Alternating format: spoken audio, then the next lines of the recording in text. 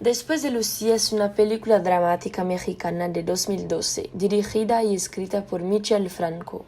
La película habla de Alejandra, una joven adolescente de 15 años de Puerto Vallarta que poco después de un trágico accidente automovilístico que provocó la muerte de su madre, se muda con su padre Roberto a la Ciudad de México, en un intento de reiniciar sus vidas después del luto. En consecuencia, Alejandra empezó a estudiar en un nuevo colegio donde empezó a sufrir bullying por parte de sus compañeros de clase, entre ellos José, Camilla, Irene, Manuel, Javier y Diego. Todo empezó con una incesante implicación y bromas. Luego empieza a sufrir acoso moral y muy malos juegos. El cuadro empeora aún más y Alejandra llega a sufrir abusos emocional, físico y sexual. Avergonzada y asustada de todo esto, no lo dice nada a nadie, ni a su propio padre, hasta un día en que algo peor pasa durante un viaje y la vida de todos cambia drásticamente, especialmente la del padre Roberto. Entre los diversos abusos que sufrió Alejandra, el ciberacoso fue uno de ellos. Ciberacoso o acoso cibernético, traducido del inglés cyberbullying, es la violencia que se practica contra alguien a través de Internet o otras tecnologías relacionadas con el mundo virtual, siendo la acción con el objetivo de atacar, acechar, ridicularizar o acosar.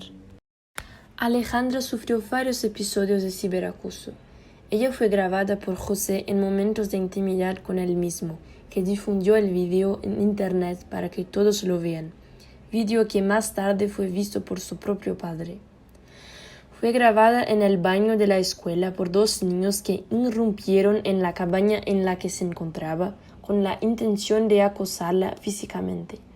Otro episodio fue cuando Alejandra se estaba preparando con sus compañeras de clase y ellas comenzaron a sacar fotos de Alejandra diciendo que se veía como una prostituta, mientras que les suplicaba que dejaran de sacar fotos.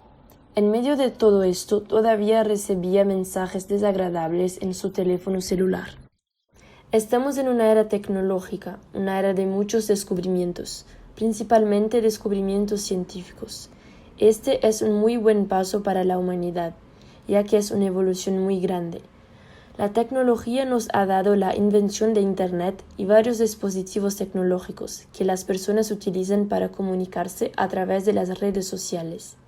Eso suena como algo muy bueno, y de hecho lo es, pero el mal humano terminó corrompiéndolo. Internet no es ni bueno ni malo, es una herramienta neutra en la que podemos decidir utilizar para propagar el bien o el mal, pero vemos que mucha gente lo usa para hacer daño a los demás.